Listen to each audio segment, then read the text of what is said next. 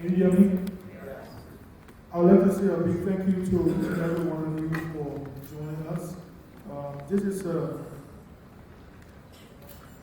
strong topic, and we have seen the traction that it has developed over time with heavy investment and awareness over time for all the population. So I'd like to start with you, Mr. James Baldwin. Tackling plastic pollution and promoting circular economy. What's your perspective from the private sector? My name is James Kimova, and I'm the CEO for Green Cities Incorporated. And I am also the Secretary General for Liberia Solid Waste Management Association. So from the private sector perspective, I think the first thing we did before venturing to adding value to waste, we try to understand the waste composition, especially relating to plastic. So the statistic sector we had was the last one that was done by United Nations Environmental Program in partnership with the EPA. That was around 2007. Now that statistic actually proved in terms of volumes to be like 13%. And we saw that really it was a huge amount and requires key attention. So our intervention from the private sector perspective was that how do we add value to plastic waste? So from that background, we decided to focus on key lines of value addition. So we first focused on collection, and looking at the plastic, we had two major types of plastic that we really around, and we focused, let's say four, but then our attention was on the first three. That is the thin plastic, that what we call sometimes density. We have the high density polyethylene, that is the gallon, and then all of those cream bottles and other things. So, and then including the polypropylene plastic. So our attention was that, what can we do? We decided to have an integrated waste management system with plastic. That is to not just focus on one activity with plastic, but we look at it from the end of producing direct product by recycling plastic directly and getting products. So we did a market survey, and we started actually looking at key things. One of the things that we looked at was that producing the latex stock that is used by rubber farmers. So currently we produce that cup, and we just completing producing like 350,000 cups from plastic waste from the American Rubber Company, that is Manco, and we're doing same for smallholder rubber farmers. And all of the products come from plastic waste. And we also look at the issue of geometry set for schools from plastic waste. So we also produce that and have them actually going to back to the economy. So because we want to focus on the issue of circular, wherein there is issue, you bring it back to us for recycling purpose. And then another end that we actually dive into is the issue of adding value on the other end in terms of leftover plastic. So we started the issue of pyrolysis, that was converting small portion of the plastic to petroleum product. But then with that, I think I will talk a little bit on that, and then from the youth perspective, I think John will come in more on that. So we produce petroleum products from plastic and then have it used. So those are things really we do with plastic. But then the issue now we see clearly as from the private sector perspective, before I can close up, there's a clear policy that we have when it comes to environmental sustainability. If you read the act established in the EPA, there's a clear term defined called the polluter pays principles. It's clearly defined, and there are key things the polluter pays principle look at. It look at lessons, enforcement. Now, lessons means that the EPA should make sure that people who want to venture into anything make sure that there are lessons, or whosoever want to do anything, because those lessons are meant to avoid you polluting the environment. Now we are actually living by that. We are doing that at the level of Green Cities. We get all of our lessons, including disposal certificates for our partners. Now, on the aspect of enforcement, I think this is where the problem is. Enforcement is just being looked at from one perspective, and we think from an economic standpoint, enforcement needs to be looked at, taking into consideration the polluters. We need to enforce on the polluters. Those that are polluting, we need to enforce on them. And then one of the key polluters that we are not looking at are those that are actually importing virgin plastic, especially to produce our plastic products. Those are people that are part of the polluters, but we are not looking at them. And we need to clearly look at them. We are discussing plastic pollution. Who importing the virgin plastic? Who producing products from the virgin plastic? How do we tie the issue of polluter pay principle to those people? Is very important. Another thing is that how many water companies do we have in the country? How do we tie the issue of them contributing towards a special account that can definitely be used to promote recycling in our country? We think it's very important for us to do that. And lastly, we are the victim. If you look at the polluter pay principles, we, the citizens, our rivers, our oceans, we are all victims. And we think being victims, we need to speak out, and to speak out, it requires all of us coming together. And to do that, lastly, to conclude, the private sector needs to play that role of receiving the necessary support that we can increase production, increase income when it comes to recycling, and we can get our CSR, especially sustainable corporate social responsibility, to youth groups that are carrying on awareness in rural communities for the importance of recycling. Thank you. Thank you so much. Without wasting much time, I'll let the votes directly to Mr. Smith. On your perspective on tackling plastic pollution and promoting circular economy. Thank you. We've been discussing this issue today since this morning.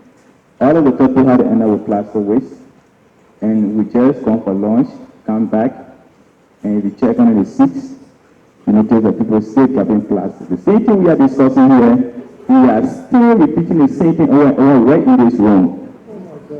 Yeah, so most of them let me recommend, next time we're having similar program like this, we should have a trash can somewhere. After lunch, people will be on the money are seeing plastic waste. So let me start by saying the mindset. Give you a round of applause for that. And all of these things are happening because of the mindset, the orientation. We didn't grow up with sorting plastic or waste management. We have not been taught in our schools, in the rural homes, in the churches, in every institutions. No. So you notice that people think that is a way of life.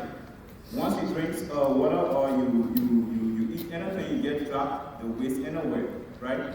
So now let us get back to the issue of creating circular economy. You know, where the complaint lies is where the opportunity is. So plastic waste have a value. Why do you think today we cannot find, people are now complaining about scrap metals in the street? We cannot complain about aluminum can littering everywhere in every street corner, right? Because what? Commercial value has been added to those products. So at the end of the day, people are collecting those scrap material, metals and aluminum can. They are being sold to other companies who are also refurbishing them or also recycling them. So the same thing also can happen to plastics. If we add commercial value to plastic waste, obviously no one will let it dispose that plastic waste inappropriately. So, like what we are doing right now, we are doing recycling, chemical recycling, and since we introduced the issue of chemical recycling, which is producing petroleum products from plastic waste, I believe that is the most sustainable way to deal with plastic waste. Yes, that is a tertiary method anyway. We have the secondary method that my brother is using, that is also good. We have the primary method that is good. But turning plastics into a complete different kinds of material, honestly, I strongly believe that you are managing plastic well. Because turning plastic into petroleum, and at the end of the day, you're going to use it for energy, use it in your generator, use it in your car, and it will be gone. And the good thing about pyrolysis or carbon fuel, it reduces the greenhouse gas emission of 6 ppm as compared to the fossil fuel.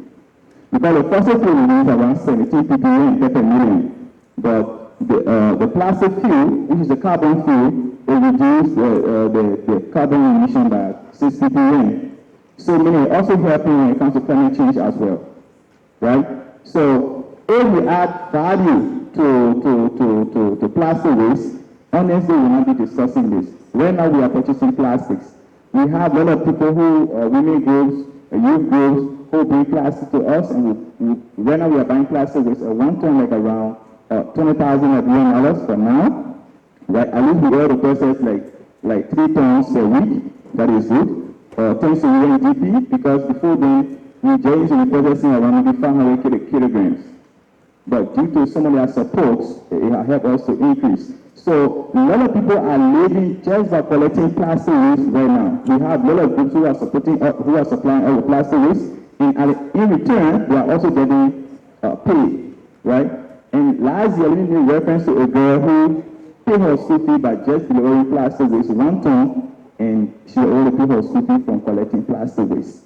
So we need to add value to plastic waste, and I think the problem will be solved.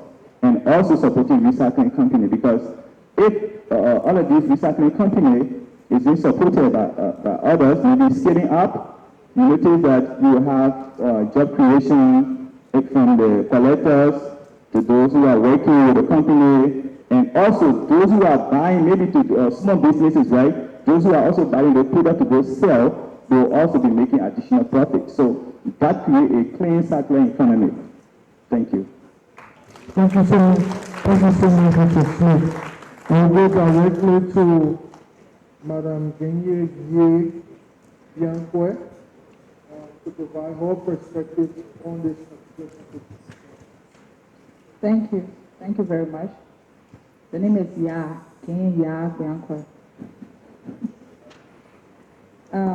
I'm here today representing Jeff. Jeff is Gain Eco Services Incorporated. It's a women-led local social enterprise, and we are here to inspire and support and engage into building a better and safer gender-inclusive environment with our focus points on protection, inclusion, and every area of sustainable development. And I am the young founder of such initiatives.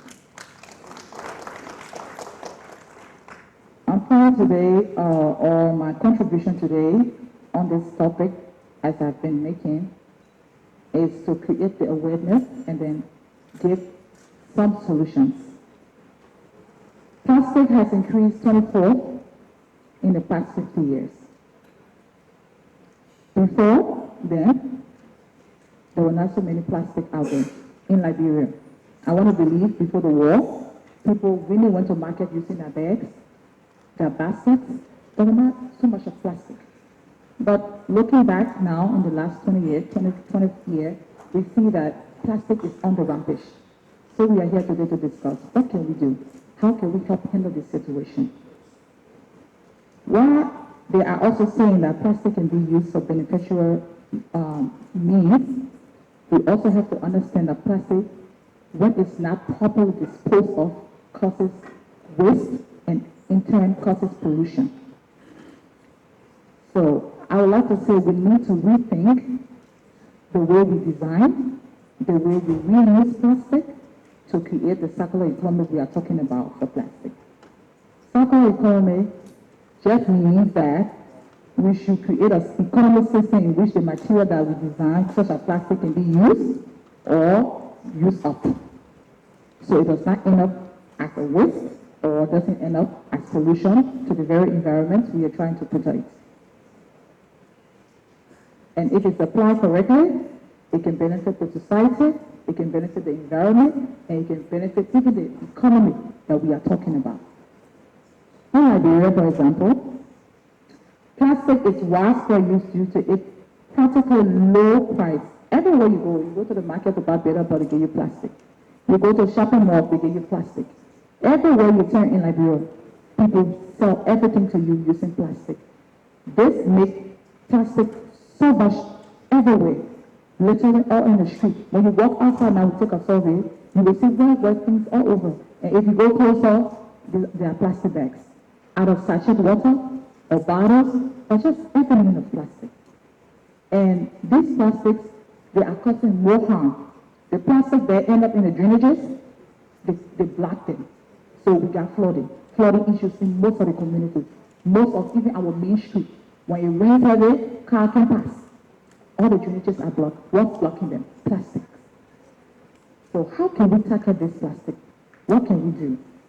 I would recommend that we need to get the citizens' efforts involved.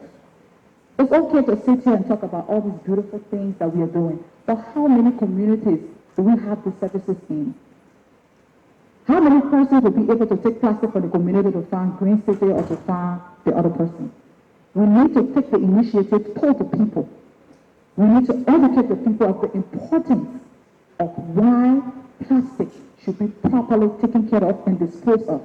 If you went to a community and create a sensitization where people understand that these plastic bags will create harm for them, and if they can package them and give it to these people, and if these people are supported and are in the rural neighborhoods, in the rural communities, the people will pack the bags and give it to them. They in turn will get some money, and they in turn will make some money on the other end. Then the circular economy is then practiced or being neutralized. So I would say let's get the citizen involved. Let's not just talk it on the national level. Let's take it to the schools, the very high schools. Let's get the younger generation to participate. If we educate them now and start to change their mind and the attitude about the way they handle plastic, by the time they are of our ages, we'll have a better society, plastic-free, or knowing how to even dispose of plastic correctly. Let's take it to the universities. Let's create clubs. Let's take it down to the very local community. Let's get to the community, local people. Let's make them understand, because communication is understanding. If you cannot understand everything I'm saying, it's a waste. So let's get the local people involved. Let's get it sensitized enough to understand what plastic will do to them. Let's learn from others. We don't have to reinvent the wheels. Others are doing this in other countries. They have been successful. How are they managing to ban plastic? How are they managing to get plastic into circular economy? What are they doing? They're not making magic. We can do the same in Liberia. Let's copy from other people. Let's build on it, apply it to what we can do so that we can get rid of plastic from our streets, from our environment, from our ocean. Let us innovate to ensure that all plastic packaging are 100% reusable, recyclable, or compostable. If not, we will always have the problem, because plastic can also be hazardous products. That means 50% of plastic contain chemicals that are toxic, that are released into the environment and into our oceans after they are discovered. And when animals ingest plastic waste, it blocks our digestive tract and sometimes leads to starvation and death. We are killing our ocean species because we are throwing plastic bags and bottles into the ocean. Improper disposal of plastic. And also, let me tell you, and the funny thing about it is it's a whole food chain.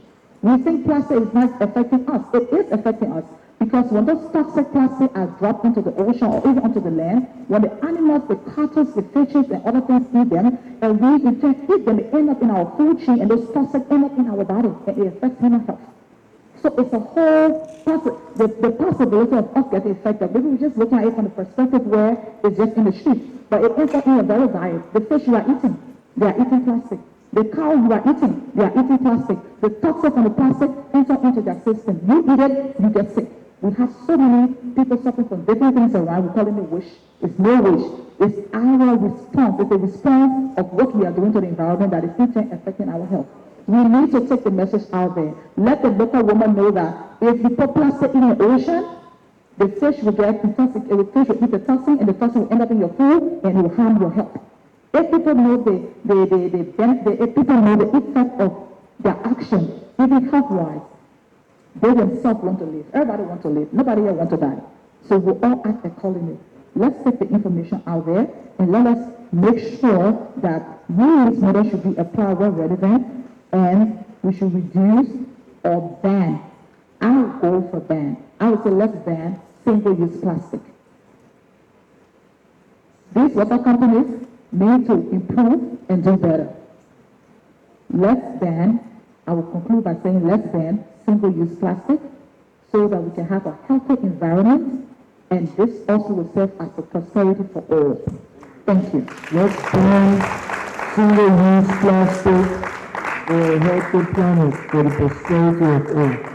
Thank you so much. We'll go directly to the representative of Mr.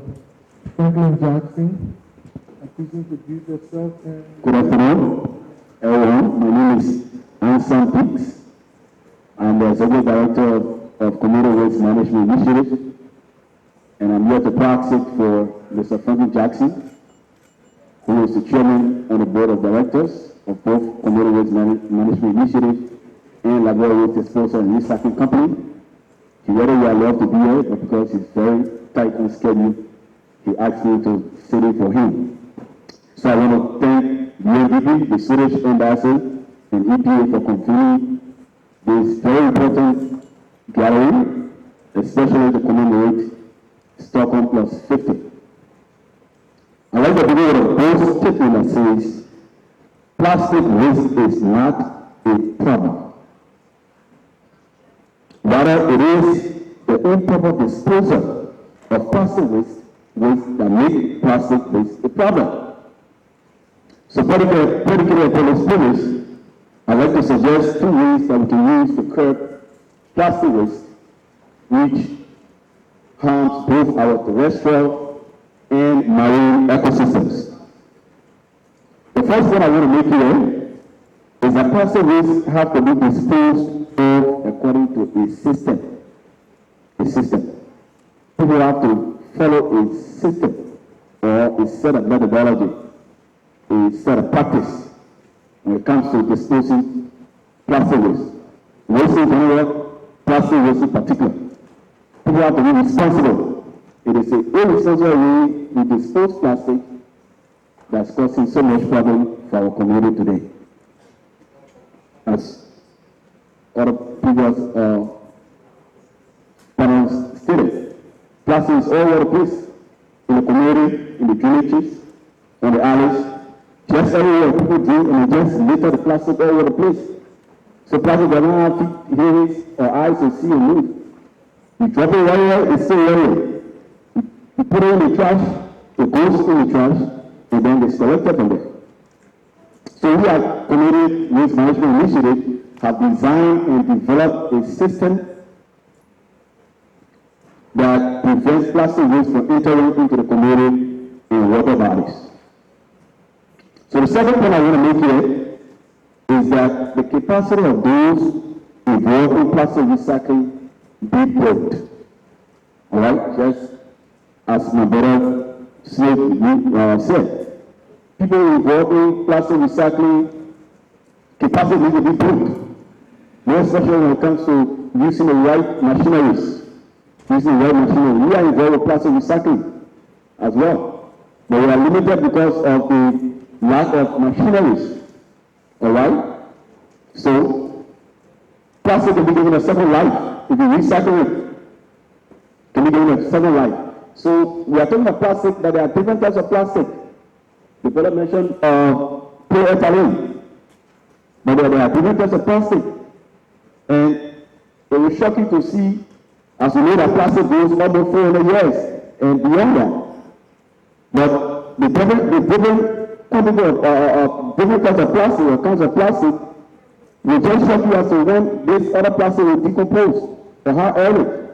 We have the acrylic, polyethylene, metacrylic, you have the polycarbonate, you have the polyethylene, you have the polypropylene, you have the polyethylene terephthalate, you have the alkalinity butadiene styrene. All right, I put it in the plastic. All right. We also have the polyvinyl chloride, the PVC pipes. All right. So those polyethylene of plastic tells you. Now for the polyethylene, there are different kinds of polyethylene. You have the low visited, right, the sachet, the medium visited, the bottle we bring in, and the high visited, the plastic chairs, the plastic tables. When will those plastics get decomposed? When they are thrown into the community. So the capacity, that is helping private sector or those involved with recycling procure the right amount of equipment to beef up their capacity is very important. It's very important. And there are other There are other organizations like the brother who is doing fossil fuel. We are doing pavement bricks and drainage covers and car bricks to put needle in the ships. All from plastic. All from plastic. So I believe that it's time to really tackle this thing as the topic says, tackling plastic pollution. The time has come and we have to be very, very serious about it. Not just saying it and not doing something about it. So we have a demonstration on the Dubai Road where we are operating. We have started taking part of the Dubai Road as a pilot to prove the case that plastic can be recycled. Plastic can be given a second life when it's recycled. So we have a slogan that says, what we can do with plastic is, we do not have enough plastic in Liberia. And that possibly we could import plastic. What we can do with plastic is, the opportunities are endless to see a world. And we have set up a research and development company to innovate different ways coming out of the environment, made a certain plastic waste. So we contacted some waste and disadvantaged youths that we call Zubus to bring plastic to us. And the plastic, somebody will say, but plastic all over the place, all in the dump site, dumper, and like that. We brought it back to bring plastic to us. We weighing in all the communities around to go and drop all the plastic from the dump sites and brought it to us. And we bought it for them, as a matter of fact, we bought it from them by kg, 23 kg, the Balawala bag. But we noticed that they were bringing too many dirty plastic to us. All right? Because we were interested in the money because we put money up front. So we went out of the drawing board and designed a strategy to work with many other companies. I personally went to all parts of Queensville, GSO, SCD Boulevard, poor buses, all around. And I was able to collect 8.6 tons of plastic that helped us to do that pilot demonstration on the road. So we can tackle this if we really put money into this thing. If we build on the capacity and help the private sector bring in the right manner of equipment, and we can make a difference in it. So on a serious way, we need to take decisive and robust action to curb the harmful effects of plastic waste in the environment, towards tackling plastic pollution, and promoting circular economy to achieve a healthy environment and planet. On this day, in Monrovia, I wish that we can take bold actions to save our planet, especially tackling plastic waste. Somebody said, by 2050, I read that report. The fish in the ocean will be smaller than the plastic that is being dumped in the ocean. About 12 billion plastic waste is dumped in the ocean everywhere. And that is scary for the marine ecosystem. We need to take action. And I believe, especially tackling plastic waste. Somebody said, by 2050, I read that report. The fish in the ocean will be smaller than the plastic that is being dumped in the ocean. About 12 billion plastic waste is dumped in the ocean every year. And that is scary for the marine ecosystem. we need to take action. And I believe we have the opportunity to do it, and we can do it. So let us do it. Thank you very much.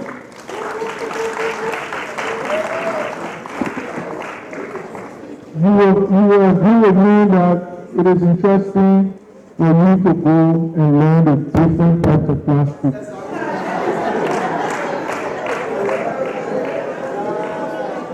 Right now, it is impossible for me to even leave from here and be alone, having my phone in my hand and don't look for polyethylene, xylene, all the other types of plastic, and just learn about everything, right? Thank you so much. Please put your hands together for the panel again. We have Mr. He's working. Mr. Kennedy, you have your insurance struggle. What's going on? Each time I call a name, people start laughing. I didn't say anything on you. So, Mr. Faculty, you representing the UNDP, and the UNDP in partnership with the Swedish government has been really invested in creating awareness. From your perspective, how do you think we can tackle this issue of plastic pollution and promote a circular economy in Liberia?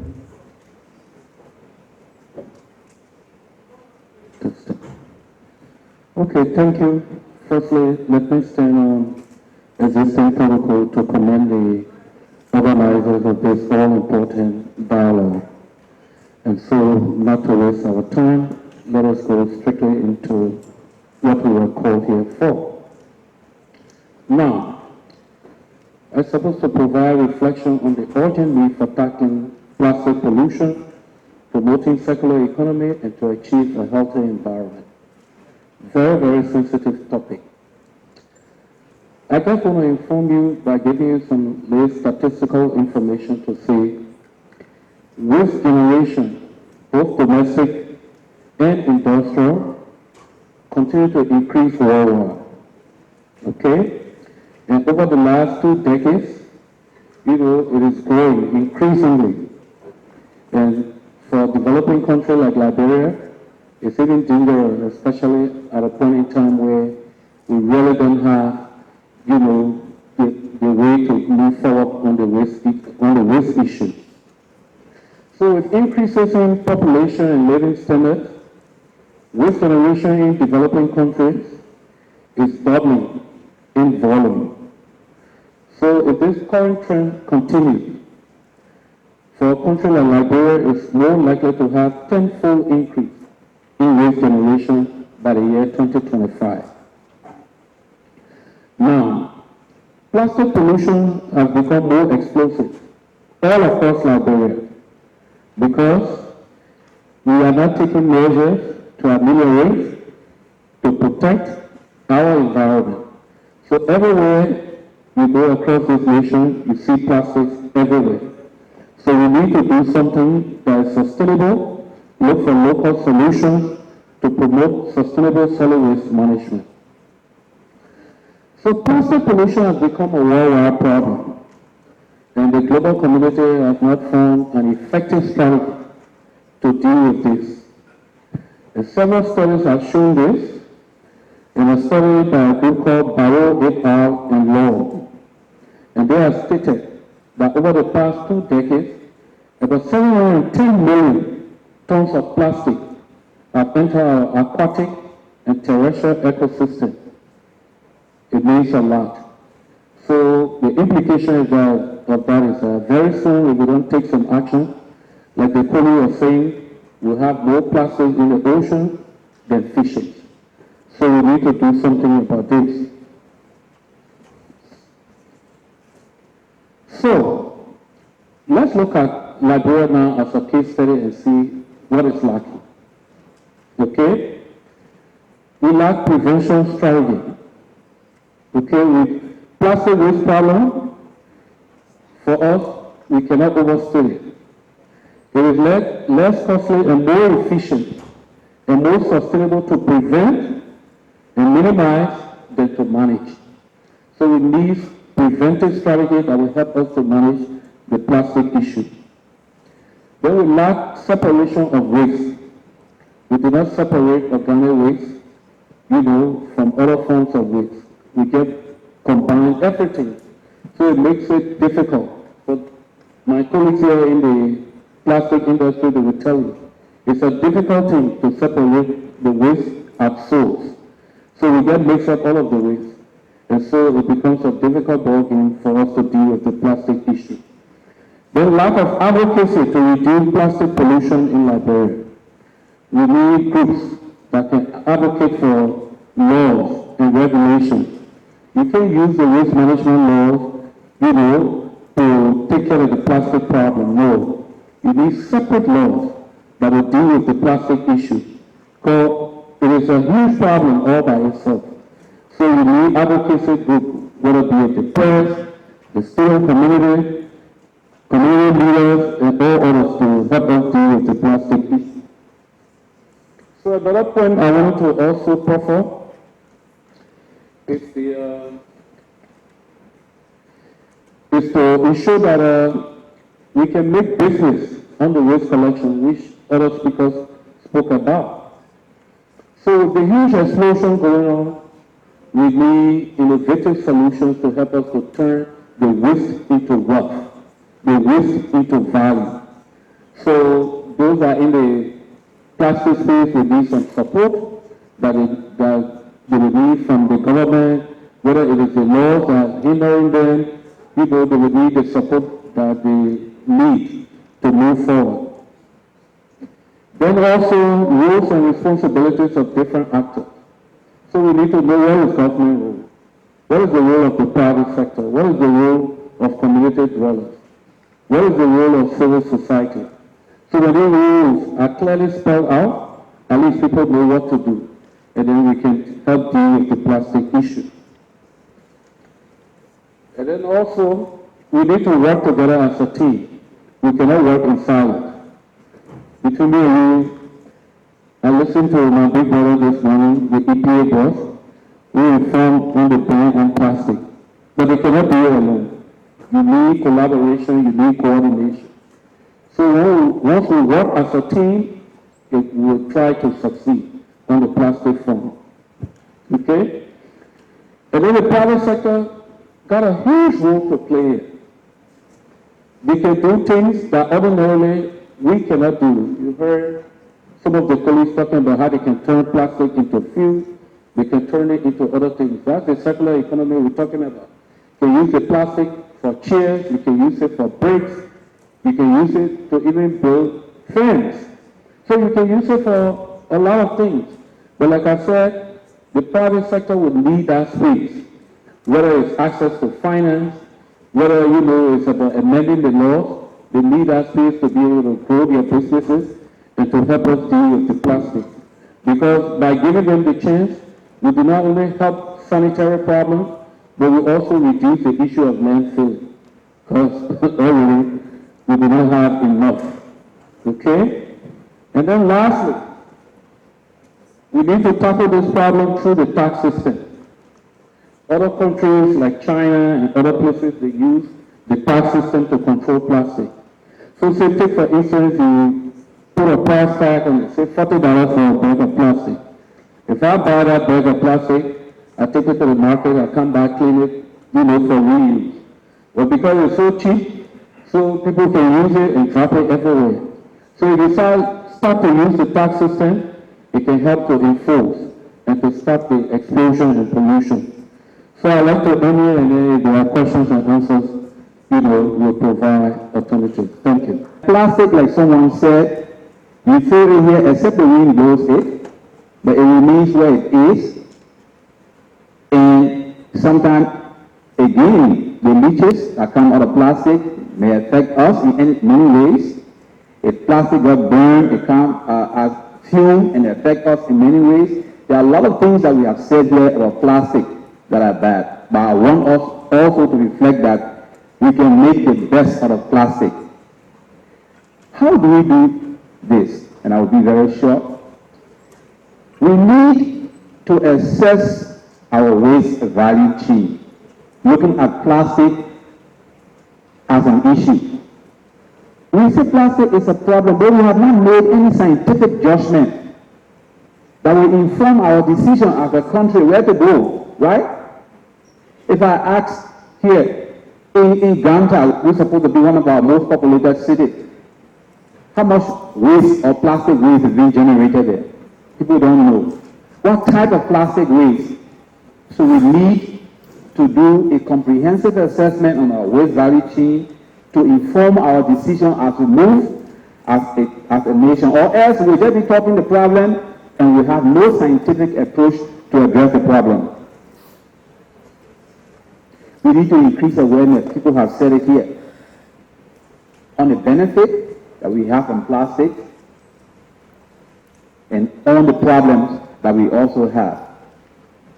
I will be fast enough. We need to shift our waste management approach from government direct provision of services to the private sector. It has been said here. We use Monrovia as an example, as a case, because all of us live in Monrovia here. When we have so much waste problem, we say that this is an opportunity for employment. This is an opportunity for other things to get for us to invest. We don't want to rely solely on government to provide our service. And I tell you, sometimes we just need to change and say we involve, make the playing field, the environment right so that the private sector can get involved. And then the polluters pay. We need to follow up on our commitments. There are so many commitments since I entered government. We go in one country and we sign commitment and say 5% of the budget should be used for this particular purpose. We come back to another one, we say 10% of the budget should be used for this particular purpose. And we have made so much commitment until we are overstretched. In our sector, the sector that I work in now, the water sanitation and hygiene sector, we have made commitment. And next week, we have 3 ministers that are supposed to travel to Jakarta, to the SWE Water and Sanitation for All program. We are carrying additional commitments. We have so much.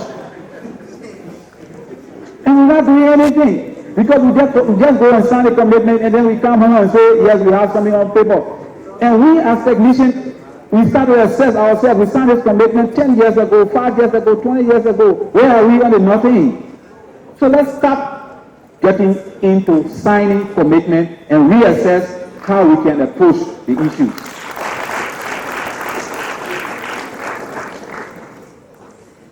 And we need a radical approach, a very radical approach. We need to have that political will to do so. A radical approach.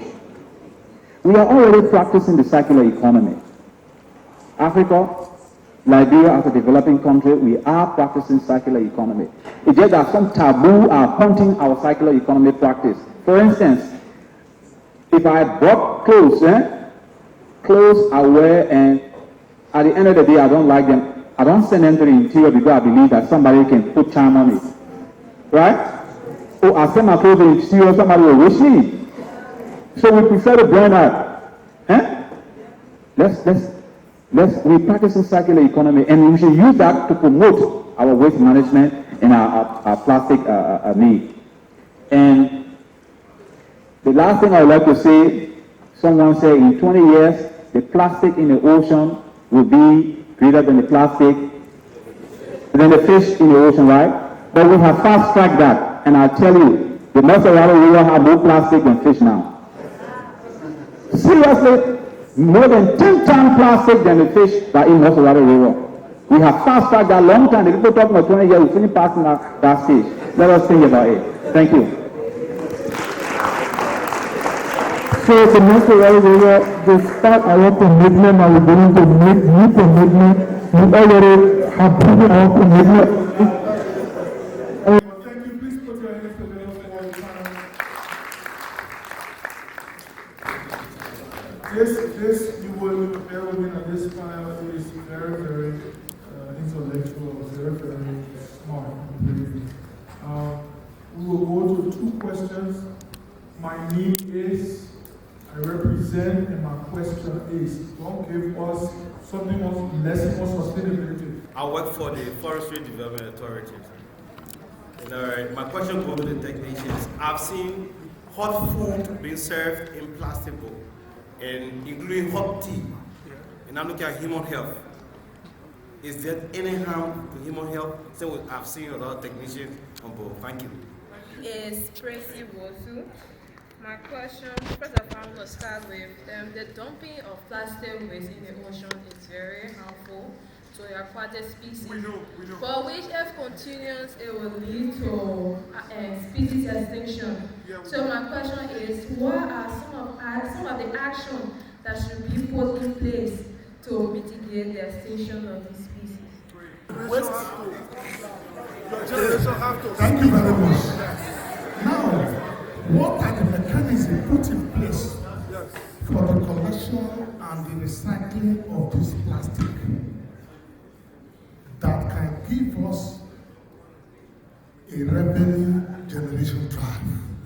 mechanism put in place for waste management? It has an impact on the human health. Many of us may know that plastic is a derivative of petroleum, right? So, what I mean, plastic is being made out of the crude oil that we dig from the ground and then produce gasoline, what have you. Now, when you put hot things in plastic, what happens is that there is leaching.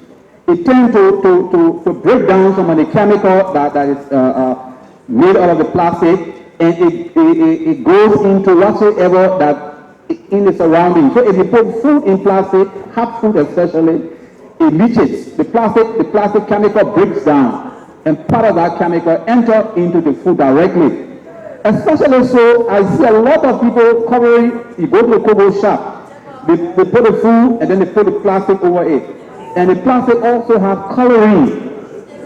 So all these things are leaching into the food, and it is not good for the human health. So please stop that. To his question, I think the procedure leading to recycling is clear. It first starts with collection. So one thing for us to do, our company is a waste collection company.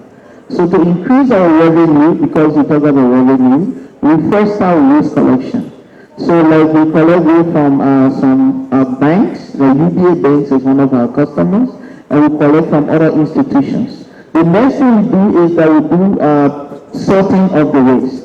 We have some things that we actually assign them to waste that we collect for sorting. So the sorting process, we actually sort and then we weigh the various waste based on the composition. So if you see the income line generation, it starts from the collection, and then after that it goes to the sorting. From the sorting, we know exactly the number of kg coming out. So you know the number of kg coming out, you multiply it by the volume, you definitely know the number of money that will be generated from the sorting process. The next stage is to recycle.